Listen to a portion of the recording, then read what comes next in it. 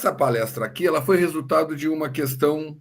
Eu e Edgar Toshi, nós tivemos conversando sobre isso. Eu fui coordenador de curso em Bauru, de curso acadêmico, e eu estive durante um período fora de Bauru como sou visitante. Quando eu estava como sou visitante, eu estava na Unisantos, vou falar isso agora, e lá o mestrado profissional. E os mestrados profissionais são avaliados por produto majoritariamente. Então, para nós que éramos acadêmicos, isso aí não pesava tanto. Há uma discussão sobre o que é produto nesse livro, né, que é um livro de 2023, que foi feita pelo John e colaboradores, né, e que vai discutir o que é o produto, mas não tem uma discussão operacional de como avaliar o produto. Essa discussão mobilizou eu e o Edgar. Né? Nessa época eu ainda estava usando óculos o tempo todo, quando eu estava nesse tempo de professor visitante na Católica de Santos. E havia um problema, porque era muito dúbia as instruções. E aí a gente trazia gente da CAPES, falavam, mas ninguém falava em como que a gente faria para efetivamente avaliar o produto. Então, vamos começar. O que é produto? Produto é resultado de uma ação humana, que é produzido por ela, e é um objeto oferecido para o consumo, um artigo ou uma mercadoria. Um goods, em época de Bob Goods, né, em inglês. E, nesse momento, a gente começa a entrar no problema de como a CAPES define produto. Quando a gente vê a definição de produtos da CAPES, nós temos curso de formação profissional, evento organizado, manual, protocolo, material didático e produto bibliográfico, produto de comunicação, por exemplo, essa palestra, produtos de editoração, relatórios técnicos conclusivos, softwares, aplicativo, programa de computador e tecnologia social. Então, a CAPES vai considerar como produto várias atividades diferentes, mas que elas não são necessariamente alguma coisa oferecida aquilo ali. A maior parte dos produtos que a CAPES coloca são bibliográficos, manual e protocolo, material didático e produto bibliográfico, inclusive artigos, produtos de comunicação que não necessariamente são bibliográficos, mas que majoritariamente são, editoração e relatório técnico conclusivo. As atividades que são propriamente tecnológicas são os cursos de formação, né? Os eventos, softwares e tecnologia social. Tranquilo. Então, a gente começa com a primeira dificuldade com a questão dos produtos, porque eu tenho, por um lado, uma parte dos produtos que tem a ver com atividade tipicamente acadêmica, não necessariamente com a produção e divulgação da ciência, mas com elementos que servem para treinamento, divulgação, melhoria desse material, relatórios de aplicação de conhecimento científico ou formação de consensos, protocolos. Por outro lado, eu vou ter eventos e cursos de formação, que são coisas que dependem de reunir pessoas, estar ali e que têm objetivos ligeiramente diferentes. E, por outro, um produto específico de uso, que é programa de computador, ou tecnologia social, que acaba sendo também um tipo de protocolo a ser instaurado e que vai ter colocado. Bem, da onde que vai vir esse produto? Isso aí para nós é mais ou menos óbvio, mas o produto ele vai ser necessariamente o resultado de dois elementos. Um conhecimento acumulado, ou seja, o estado da arte, o que faz com que o aluno que está num curso tecnológico ou um aluno que está num curso acadêmico que decide fazer um produto tenha o conhecimento científico na área, esteja com isso colocado, e uma necessidade diagnosticada do mundo real que possa ser respondida, ou seja, que eu possa gerar algo que dê conta a isso. Então, a partir do momento que eu faço a necessidade, eu vou então decidir pelo produto. Se um curso de formação profissional, por exemplo, oferecido a uma prefeitura ou a uma empresa, de forma a melhorar certos procedimentos, né? Imaginemos, a gente estava falando sobre IA agora há pouco antes de começar, que eu ofereço um curso de como que eu posso utilizar a IA de maneira ética em atividades dentro da universidade. Um evento organizado sobre isso daí, um manual ou protocolo que possa ser utilizado, material que seja instrucional, material didático ou o artigo, o produto da comunicação, a editoração disso, um relatório desse mesmo curso que eu possa fazer, um software que me ensine a fazer isso, ou o próprio software colocado, um aplicativo, e a criação de uma tecnologia social, ou seja, algo que tem um impacto real no mundo, a partir da legislação, da adoção de políticas públicas, ou elementos que vão fazer isso. E aí a gente dá conta disso daí. Então, o produto técnico, ele não prescinde do conhecimento científico prévio. Eu não posso simplesmente fazer as coisas porque dá certo. Nós temos muito, principalmente em áreas de saúde, a manutenção de práticas que não são baseadas em ciência, tá? E grande parte das práticas não tradicionais do SUS, mas que são mantidas porque elas são consideradas socialmente aceitáveis, tal, mas elas não são uma tecnologia que vai conversar com a atividade que nós temos como cientistas, programas de pós-graduação. Então, o processo de criação para que vai fazer é um diagnóstico do mundo, ou seja, transformar uma necessidade de ação numa pergunta de pesquisa, uma busca de subsídio nas bases científicas, isso se dá através de grandes revisões, meta-análises ou busca de outras tecnologias já colocadas, o desenvolvimento dessa tecnologia, que pode ser o curso, a palestra tal, e a aplicação e geração do produto. Em um programa de pós-graduação, o diagnóstico, o desenvolvimento e a aplicação são fases educacionais. Então, a gente vai avaliar eles pelos nossos critérios educacionais. Ou seja, a pergunta está sendo adequadamente formulada, a pessoa está fazendo isso de maneira metodologicamente colocado, o desenvolvimento segue as regras, está fazendo um relatório dentro das regras da BNT ou da APA, tal. A aplicação segue os critérios éticos, está com o N adequado para poder garantir a generalização. Vejam que esses elementos são elementos que conversam com a tecnologia geral da metodologia científica. No entanto, o produto, ele passa a ser alguma coisa em si mesmo. E aí eu passo a ter que, não posso avaliar ele somente por critérios acadêmicos, educacionais. Eu tenho que pensar nisso em critérios de produção, em critérios de engenharia de produção, de estrutura da produção. O que a CAPES diz que é importante num produto? Primeiro, o aspecto de inovação. Qual a novidade que tem ali?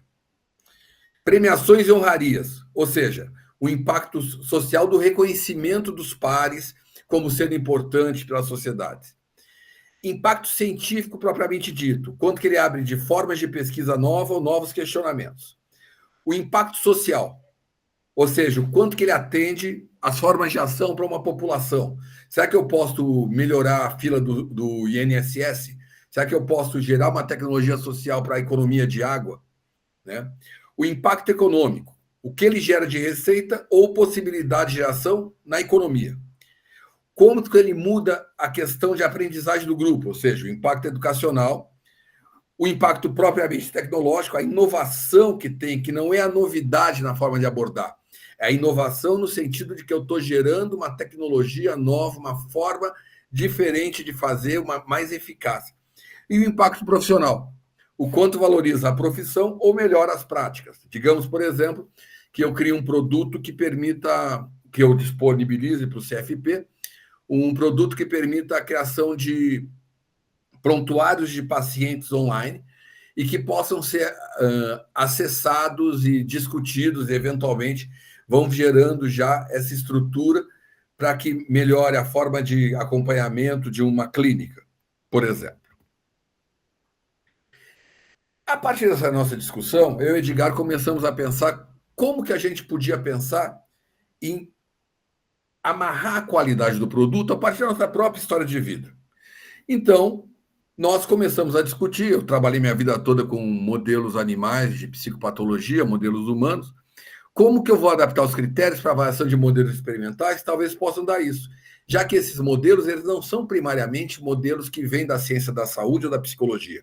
Eles têm origem na engenharia de produção, né, na década de 60, e eles tentam operacionalizar os elementos para que eu possa pensar.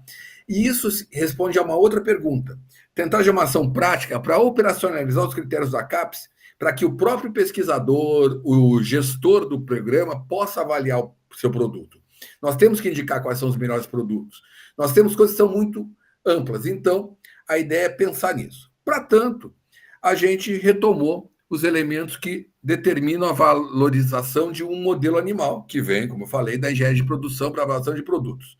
Então, eu tenho, primeiro, um zeitgeist, um espírito de época, um momento, que me diz como que é que aquilo é aceito ou não é aceito. Qual que é a necessidade? Eu trabalhei com peixes, trabalho ainda a maior parte da minha vida, e quando eu comecei a trabalhar com peixes, o zeitgeist ainda era estranho, eu era piada da FESB.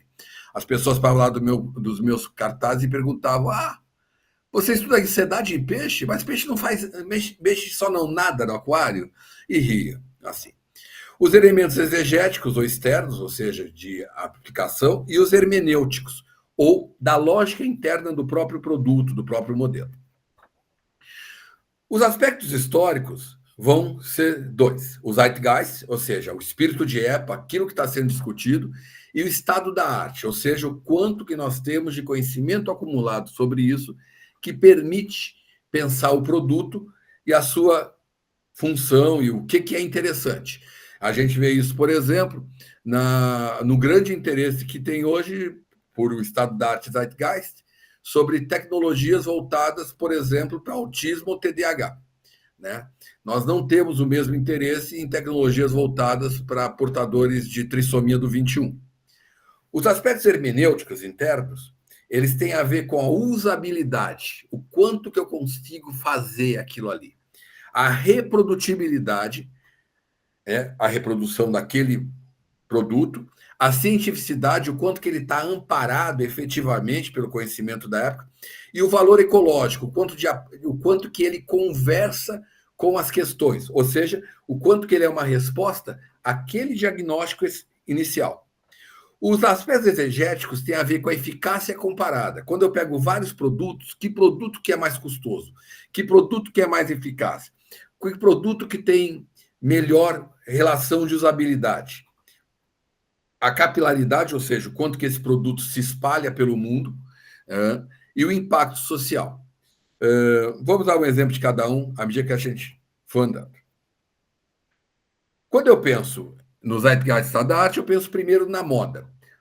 Há coisas que entram e saem de moda. Nesse momento, por exemplo, a gente está com muita discussão sobre autismo, mas estamos com discussão sobre tomada de decisão, uma coisa que está quente assim na nossa área. Há uma discussão forte sobre a questão de elementos de modulação do afeto sobre aspectos da cognição, que é uma discussão antiga, uma retomada. E o quanto de conhecimento acumulado que eu tenho disso que permite que eu tenha um produto que tenha um grau de inovação ou de eficácia claro. Quando eu vou responder os aspectos internos, eu começo a ter as primeiras perguntas. O que eu estou fazendo é usável? Ele é generalizável? Ele só serve para aquela questão, problema que eu te fiz? Né? Tem aplicação além do meu público inicial ou eu só funciona com aquele público? Né? Reprodutibilidade. Eu consigo garantir ou consigo demonstrar que em vários contextos diferentes aquilo funciona igual? Eu tenho um resultado parecido? Quanto que eu tenho de ciência embarcada? Afinal, eu preciso tentar explicar em termos daquela ciência que eu apoio. Quais são os processos que estão ocorrendo que permitem isso? Ou eu estou tendo só um efeito placebo? Eu estou tendo uma coisa que vai colocado. E esse produto, ele pode ser incorporado à vida cotidiana ou não? Vamos pensar, por exemplo, na iFry. A iFry, ela foi um projeto de adaptar uma tecnologia já existente, que é o forno de convecção, a uma estrutura elétrica e portátil. Ela é usável? Sim, ela é usável. É generalizável? A gente usa em várias coisas. Além do público inicial, sim, porque foi pensado para um público alemão que vivia sozinho. Pode ser reproduzido, tanto que a gente tem 300 marcas que têm pequenas variações, mas que conseguem fazer as mesmas estruturas. Você consegue explicar como que ela funciona a partir da ciência embarcada nela, de como que o calor é levado para cima, desce, e quais são as vantagens e desvantagens. E o uso do produto na vida cotidiana, por seu menor tempo, por ser compacto e tal, se tornou uma coisa que permitiu essa capilaridade. Quando eu penso nos aspectos externos, ou exegéticos, eu tenho que começar comparando ele com os produtos. Veja, pensando na Airfry, ela é mais ou menos vantajosa do que um micro-ondas e do que um forno elétrico. Como que é que vai? O que gasta mais energia? O que gasta menos? Eu consigo espalhar para a sociedade ou é mais fácil espalhar o forno elétrico? E aí o reconhecimento social ele vai conversar com os aspectos históricos de novo. Um determinado produto atende a demandas históricas, tem a melhor ciência da época, é fácil de usar em reprodução, em comparação, e acessível e vantajoso à população. Então, eu consigo fazer com que aquela tecnologia se torne uma tecnologia reprodutível e parte. E esse meu produto passa a ter uma qualidade de ser bom, certo? Isso me dá as perguntas a serem respondidas. Isso pode virar uma espécie de um guia. Então, o produto está de acordo com as demandas e interesses da sociedade nesse momento? É um produto que está conversando com umas coisas da década de 60, de 50, né?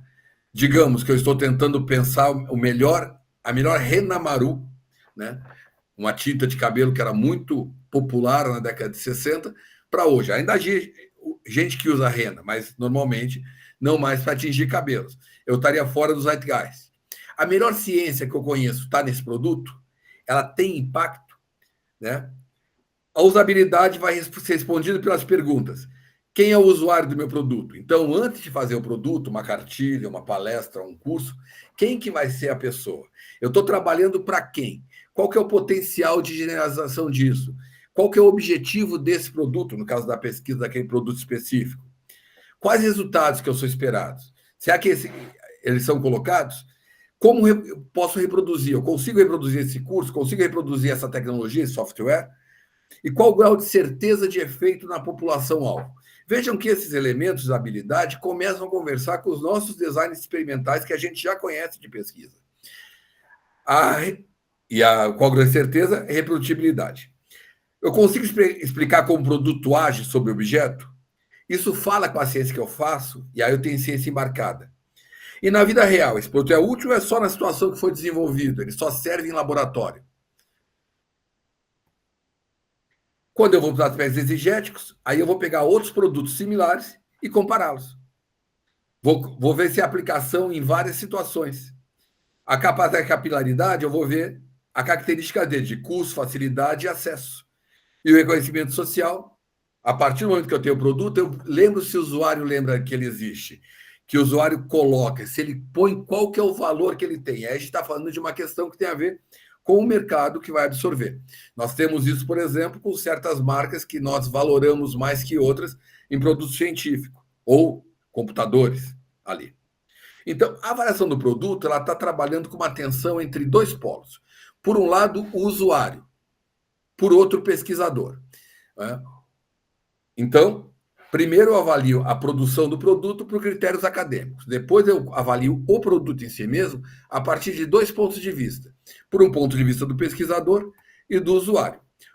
O usuário ele vai ter uma avaliação sobre a eficácia o usuário vai ter avaliação pela usabilidade, pela ecologia, onde que a gente vai testar isso através de pilotos, protótipos de juízes, incorporados no processo da produção, o impacto social, efeitos culturais ou objetivos daquela tecnologia e a capilaridade que pode ser feita com estudos de corte, mostrando como que aquela tecnologia foi absorvida ou não. Imaginemos que a gente vai ensinar as pessoas uma coisa que é cotidiana para nós, que é a análise funcional do comportamento. Grande parte das confusões do mundo se dão porque as pessoas não olham o comportamento de maneira funcional. Só que eu preciso ensinar isso para o meu usuário sem ensinar para ele a teoria toda, sem que ele tenha que virar um analista do comportamento. Então, como que eu faço isso? Como que ele incorpora esses elementos de análise? Como que eu testo a melhor forma de ensinar? Através de pilotos, através de protótipos de software ou de juízes que julgam isso aí dentro daquilo ali. Eu tenho que ver se esse impacto social se mantém. Eu me lembro que o Kessler fez uma pesquisa, uma época, sobre economia de água numa cidade que ele treinava crianças. E ele conseguiu alguns dados que mostravam uma queda de 20% em economia de água, fazendo a criança ficar torrando o saco dos seus pais, irresponsáveis para desliga a torneira quando está escovando os dentes, toma banho mais curto. E aqui, capilaridade, os estudos de corte em várias populações, em vários momentos, para ver se essa subcultura se espalhou. Como pesquisador, as minhas formas de avaliação elas estão ligadas à minha atividade de pesquisador. Então, eu tenho um estudo de eficácia, com estudo pré e pós, os famosos ABA. Então, eu fiz um curso, eu fiz uma intervenção tal, eu tenho os estudos pré e pós, e eu vou poder estar colocando se a minha intervenção tem algum efeito. Claro que, preferencialmente, estudos feitos com controle mínimo, que aí passa a ser ciente, passa a ter mais consistência científica. Faço estudos comparativos com outras tecnologias similares. Eu tenho vários softwares hoje de bem-estar que são disponíveis nas lojas, tanto do Google quanto da Apple. Qual que é a eficácia deles? Quem que se beneficia? Eles são eficazes para a população em geral? Então, eu posso estar trabalhando. E a eficácia e a acurácia eu faço com estudos de crossover, alternando eles, e revisões sistemáticas. Então, eu passo a incorporar na produção do produto, enquanto pesquisador, os elementos que eu domino de metodologia científica. E posso tratar o usuário, né, o usuário final, a partir de elementos que também falam com a metodologia e que falam sobre as tecnologias de estudo de pesquisa de opinião. Como que a gente vai fazer isso ao longo do desenvolvimento do produto? Primeiro, eu preciso incorporar alguns elementos. Um feedback do usuário da população. Eu preciso ter canais para que o usuário me diga como que aquela tecnologia foi. No caso de um software, que ele me diga onde que trava, como que trava, o que aconteceu, se ele teve benefício, se ele não teve, se ele achou uma parte complicada, tal. Eu preciso, antes de disponibilizar o produto, ter pilotos prévios que eu faça com várias populações para corrigir algumas falhas mais gritantes que possam colocar. Testar a técnica de eficácia, ou seja, eu ver o quanto que eu tenho de efeito, o tamanho do efeito nas populações. E, para isso, eu tenho que gerar os canais de comunicação com os desenvolvedores de qualquer produto, controles positivos, em que eu comparo aquela tecnologia e outra tecnologia. Vamos imaginar que você quer. Nós sabemos que, para a tristeza de quase todo mundo que tem uma formação boa, que o ABA virou técnica agora e não mais a análise do comportamento aplicada. Mas, digamos que eu vá comparar a eficácia do TEACH, que é um método mais antigo de trabalho com o pessoal de TE, com ABA. Eu preciso ter controles positivos, além dos controles negativos, para garantir a eficácia comparada das várias técnicas. E eu preciso ter uma leitura epidemiológica. Eu posso usar a ferramental da epidemiologia para entender o quanto que a minha tecnologia vai ser útil ou não vai ser útil para aquele problema que eu estou colocando. Voltando aos indicadores de qualidade dos produtos CAPES, a gente percebe que os critérios A, C e G são critérios propriamente científicos, que são os aspectos da inovação, o impacto científico e o impacto tecnológico. E esses podem ser respondidos pela tecnologia que a gente está propondo e como vai fazer. No entanto, os demais, premiações e honrarias, impacto social, impacto econômico, impacto educacional e impacto profissional, são elementos de reconhecimento social ou de capilaridade, ou ainda, como o próprio nome diz, de impacto social. E esses não podem ser medidos diretamente por tecnologia científica, mas sim por tecnologias que vão conversar mais com o marketing, com esse tipo de elementos, né? Dessa maneira, incluir os elementos para mensurar a qualidade ao desenvolvimento do processo vai permitir que eu tenha produtos melhores e que possam ser melhor valorados e que efetivamente tenham valor social. E isso vai trabalhar para a visibilidade, o impacto e a usabilidade desses produtos no mundo. Para fazer isso no produto, primeiro eu tenho que estar sensível ao meu zeitgeist. Isso vai dizer a relevância ou não daquele produto naquele momento, né? Os aspectos educacionais que eu vou avaliar a produção do projeto do produto são a cientificidade, a qualidade do diagnóstico, a descrição do processo e os controles que estão incorporados na produção desse processo. Pós-pesquisa, aí eu vou estar incorporando a comparação com outras tecnologias, a comparação entre grupos de usuários diferentes, as medidas da generalidade, que conversam com a comparação entre grupos de usuários e outros tipos de problemas, as medidas com os usuários, de como eles me dão feedback positivo, negativo, e a pesquisa de mercado, que vai dizer o quanto que esse produto é mais ou menos aceito para ser colocado. Basicamente, é isso que eu tenho colocado, assim, que eu tenho discutido um pouco sobre a questão do produto. Grosso modo, o que vocês percebem é que eu tento buscar uma operacionalização de formas para que nós, sendo que muitos de nós, somente vocês que têm uma formação, são mais jovens que eu, e, portanto, é uma formação que tem uma demanda tecnológica muito maior do que aquela que eu me vejo. Eu sou um bicho de laboratório. Se me deixarem, eu passo o resto da minha vida vendo o rato entrando em braço de labirinto, ou se o peixe calado claro, lá de escuro e variando droga. Eu não estou tão preocupado com a formação de uma tecnologia com qualquer validade social além do meu trabalho. Permite também que vocês possam incorporar isso sem criar uma dualidade entre a pesquisa que eu estou fazendo, ser pesquisador, e ser um extensionista, que às vezes é uma atenção posta para nós na universidade pública. Eu creio fortemente que o projeto de extensão, o projeto tecnológico da universidade pode conversar com os elementos de pesquisa e pode incorporar, e a gente ganha dos dois lados. É isso.